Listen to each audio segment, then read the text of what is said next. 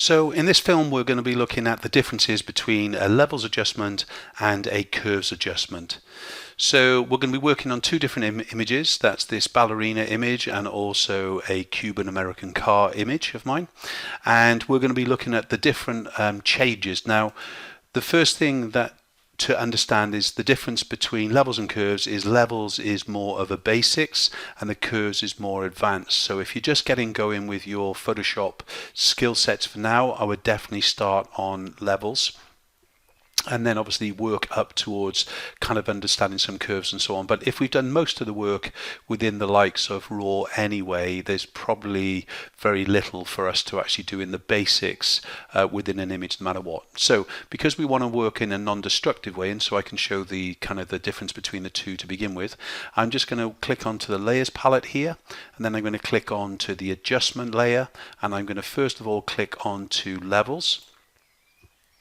And then I'm going to do the exact same thing, come back down again, click onto that, and I'm going to click onto curves.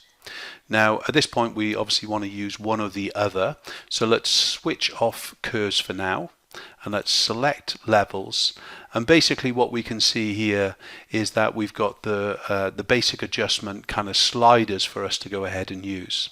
So the first thing would be is to understand what all this kind of means together. So what we've got here is on the right hand slider, if we move this towards the left hand side, that's going to affect all the whites and brights. And then if we click on to the left hand slider and we move it to the right, that's going to affect all the darks and blacks. Okay, obviously we've got a midpoint here in the middle that basically if we slide it left or right will either open up the shadows more or less using the dynamic range. As a rule of thumb, when you're getting going with all forms of kind of adjustments, whether it's levels or curves, I would try and actually fix your midpoint so that you're not opening up detail that really shouldn't be seen. What do I mean by that? Well, you know, I've got a detail running through here on the side of the girl's face. Obviously, if I open that up more in the middle, we start to expose more and more of the grain, and if I darken it down in the same way and things. So again, remember to try and avoid from kind of touching the midpoint itself. Okay, so we saw that on the basic levels here, all right? And if you want to reset anything at any stage, you just click onto this button at the bottom where it's got the no entry sign for now because I haven't done anything, and basically that will reset it. So in other words, what are we going to do? If we click and drag the white point towards the left-hand side, we can start to increase the contrast, increase the dynamic range. However, if you click and press and hold the Alt key or the Apple key on the Mac, and you basically move that, you can start to see what is going to be burnt out in the whites. And then if we do the same with the left hand, the black point, and we move it to the right, we can start to see what is going to be blocked as far as the blacks is concerned. So in other words, solid color with minimal detail or any. So that's it in the basic form. So let's switch that one off for now, and we go into our curves. And now basically you can see here we've got once again a right hand slider for the whites. Yeah, we can see that. And the left hand slider, guess what? Yep, the blacks. But in the same way, in fact, we can now slide up and across the different information. So that was the opening up. So if I quickly went back to the levels layer, what we didn't discuss was this bottom point here, which is changing again the dynamic range.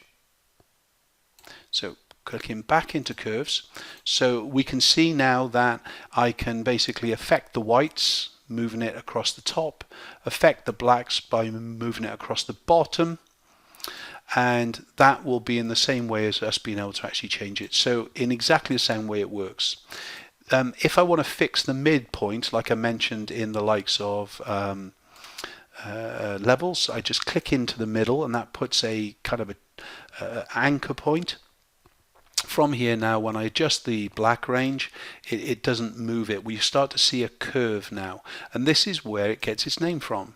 So in other words, the more I move the curve, you can start to see it kind of change and kind of bend itself and so on with it. So that's because I've kind of fixed the point. If you want to get rid of one, you just click on it and hit the delete button, and that gets rid of it, or you can slide it off itself.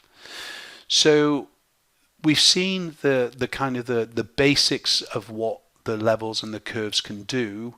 What curves can do that levels can't do is basically make use of the scrubby adjustment. So if we click onto this top icon here, and then we go to a part of the image, let's say the forehead along here, and I want to adjust it, you can see as I move the kind of the picker across the face, all right, it's moving the little dial, moving up and down on the actual curves line itself with it. So let's pick onto the white first. You can see it's gone towards the top, and then as soon as I click and hold down the mouse or a tablet pen and I move it downwards, okay, that's going to darken the whites, or try and do that. If I click it again and I take it up, that starts to actually affect it in the reverse, of course.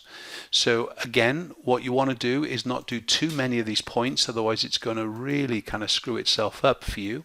So remember, what you're really looking to do is pick a point within the image that you want to adjust and say, at this point I'd like to make them darker, so I want to actually bring them down just a little bit. Okay, if you do it too much, you can go ahead and actually just adjust the slider on the actual curve itself. Now we go across, in fact, now we want to affect the darks. So in this point, do I want to make them darker or do I make them lighter? That's a choice that we're going to have. We can start to actually bring it up. Now what you can see here is what we didn't do was fix a point in the middle, and this will really help you quite a lot. So let's hit the reset button, click our point in the middle, now grab the scrubby, now just do a gentle adjustment on the curve. Just going to drag it down, and then picking on the dark points, and we start to actually bring the tone into the image itself. Now both the curves and the levels, we can actually go in and affect each of the individual color curves as well. Okay, so that is the same whether we're working in curves or we're working in levels. Okay, so you've seen the basic adjustments with it. We worked on the white point, we worked on the black point. We can also actually change the actual dynamic range that is here in opening or closing down the information. I can also go in if I want to and basically affect each of these colors in turn. So in other words, if I wanted to affect the red alone and make them darker, I would actually just slide that in. It would slightly increase the cyan kind of element as well, of course, because it's going in the opposite direction. On the other hand, if I want to whiten or brighten the reds, I can actually push that up from the right hand side. So in exactly the same way, if I choose my curves and I go through and I choose my reds, I want to actually darken the red just a little bit. I want to lighten the red a little bit. I've got the full choice, but remembering all the time I can fix it and then manually go in and actually assess the actual curve itself. And this is this fine point that we can really get. So when we start to actually see a curve being built, it's because we're adjusting a bit of the kind of an almost flow in the look and the feel of the image itself. So it's all to do with the contrast range. So in the same way, let's do that again quickly. So we've got the Cuban image. The first thing is, let's go down and create ourselves a levels adjustment. At the same point, we'll go down and collect a curves adjustment. We'll switch the curves off for now, and we're just going to work on the levels. So we want to actually darken the darks, holding down the Alt key, dragging it in till it becomes blocked, then picking up the white point, opening that up so it's brighter, watching out for any burnt areas, of course, And then obviously if we wanted to go into the areas of the image to actually kind of select the color in and so on with it, to change it as it is a pretty good color here, so we don't need to adjust the color. Let's do that same thing though, but a little bit more advanced. Remember, levels is basics and curves is advanced. So once more, we select onto the curves, we hold our black point in exactly the same way. We're holding down the Alt or the Apple key. Same way with the whites, we start to move it. Once we've got that there now, of course, we could say, well, okay, now I want to actually fix the midpoint because that's bang on. Now I want to affect the dark. So let's just pick on the sky and just drag it down to be a slightly whiter, more contrasty image. And let's go and now and pick on to the whites, and we're going to darken those a little bit or brighten those, depends on the best effect. Let's go for a little bit more of a posterization, a little bit more kind of pop in there and things really. So we've got a good contrast, quite a severe one going on there in fact, but it works well with this image I think. Now remember, on both of these of course we've got a mask automatically applied. So if we don't want to apply it to the whole image and things and just a part of it, we've got two options. Either invert the mask, that's by Control I, that inverts it. Now we can pick up B for brush, making sure we've selected a brush, and then D for default. Now we go into the image, we get a nice big brush, and we start to actually paint on the changes that we're beginning to make. If you think, in fact, that you want to make more adjustments than less, okay, you want to actually have the mask as it was before. So let's Control I it again, and basically at this point we need to fill it with white. So I just Alt and backspace to fill that with white. Now I'm going to go and say, okay, well I actually don't want to make that curves adjustment of the I don't know, the grass here at the front and things. So now I need black as my foreground color, and then I start to actually paint this in and things really. So within the image, basically when we're looking to do a basic adjustment, levels is our main choice.